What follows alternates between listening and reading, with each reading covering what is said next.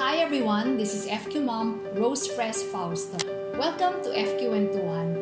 Ang pag-uusapan po natin ngayon ay isang napakahalagang bagay. This is the situation where our public school teachers are in right now. Ito yung tinatawag natin na nagiging biktima sila ng lending na walang ending. If you've read already my article last Wednesday on philstar.com and in fqmom.com, this is what I also discussed. You know, this is the current situation. Number one, some 26,000 teachers retired, public school teachers retired without receiving any retirement benefit kasi pinambayad na ng utang. Number two, there are 320 billion in total teachers' loans.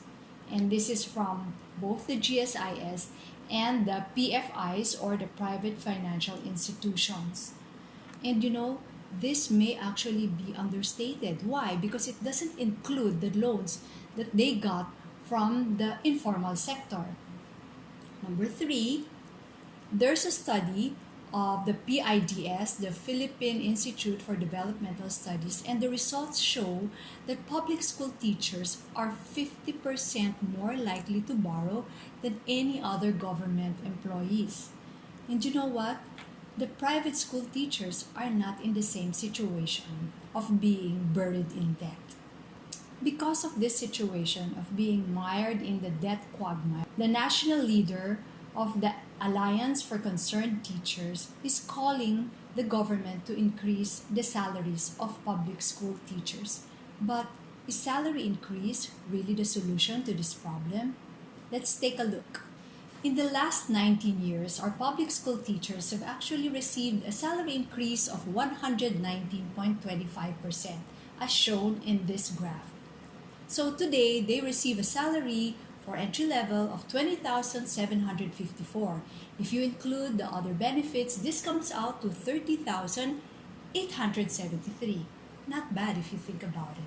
Public school teachers earn more than their private school counterparts by as much as 30% or even 50% in areas like Mindanao. In my own data gathering, I found out that some small private schools actually have a very low entry-level salary of 12,000 pesos, but they are not mired in this debt quagmire. And next, teachers receive salary even during the 2 months of summer break. I don't know of any other profession which has that perk. So you might wonder, why are our public school teachers so baon sa utang? And you know, if there is a big problem like this is like an epidemic. And what you should be doing when there is an epidemic is to look at the environment. So let's take a look.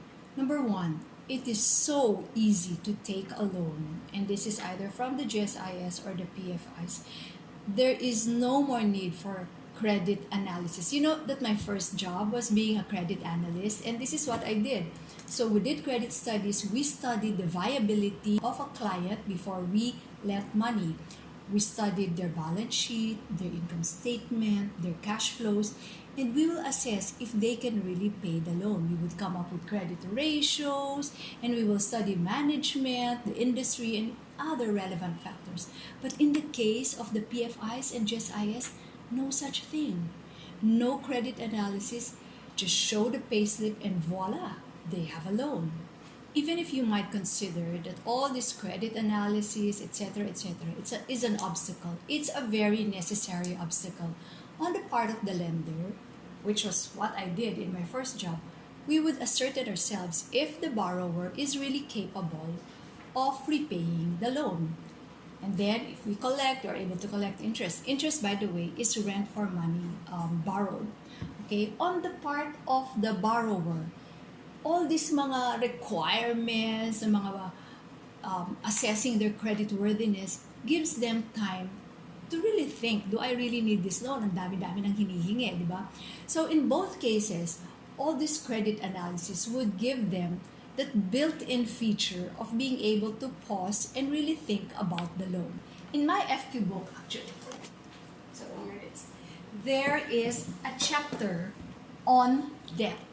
So it includes history of debt, what's a good debt, what's a bad debt, and the acid test for a good debt.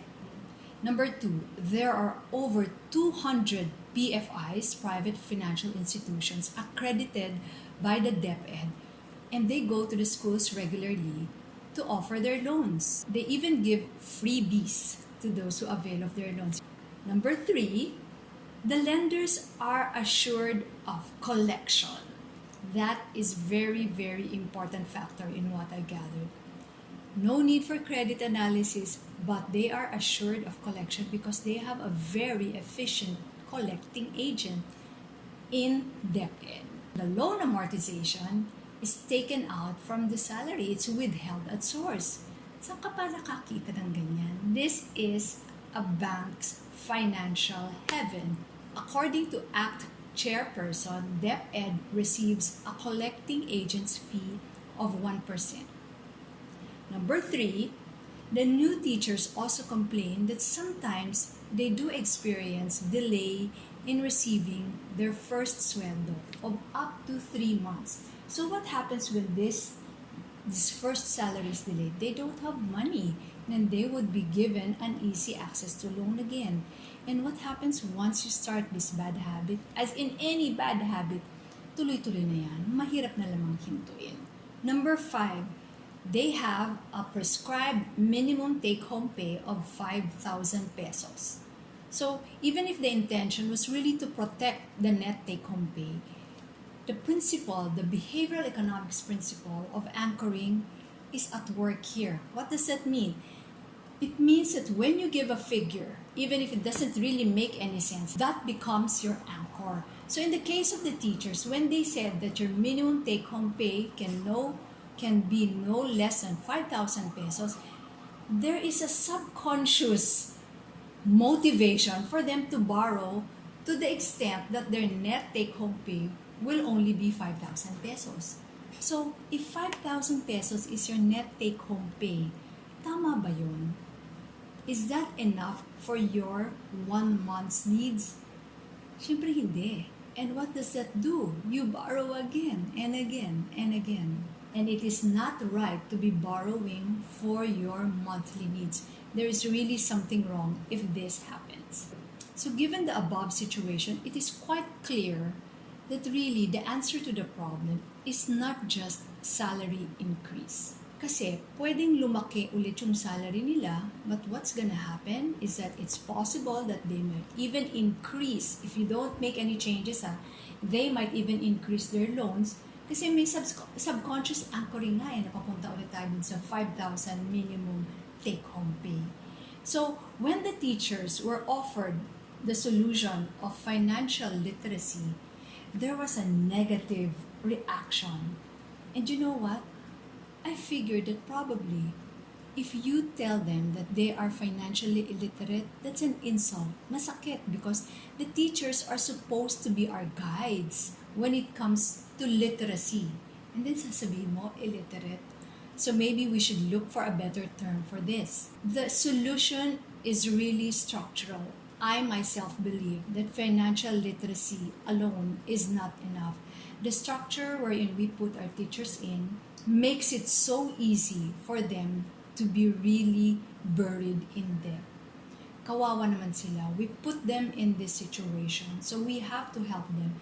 You know, if you read the stories that's available online, maiiyak ka talaga.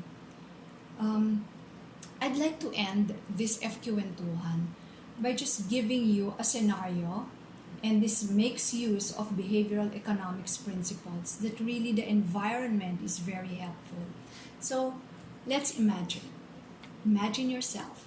I'm going to give you 2 scenarios. Scenario 1, you live and work in a place where nutritious meals are very accessible, affordable.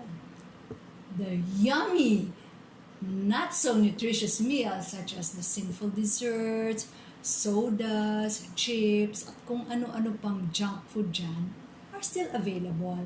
But you just have to do them and you have to start from scratch. So that's scenario 1.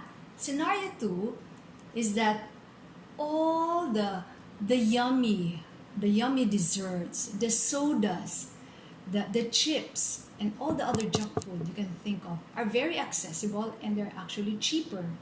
The nutritious meals are still available to you, but you have to work on it starting from scratch. And then, we meet after 10 years. At magsusukatan tayo ngayon ng bewang. From your original 25-26 sexy inches na waistline, what do you think will your waistline be if you were in scenario 1 and in scenario 2?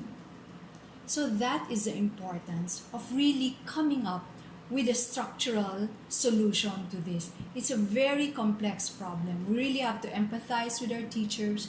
We really have to study this very well.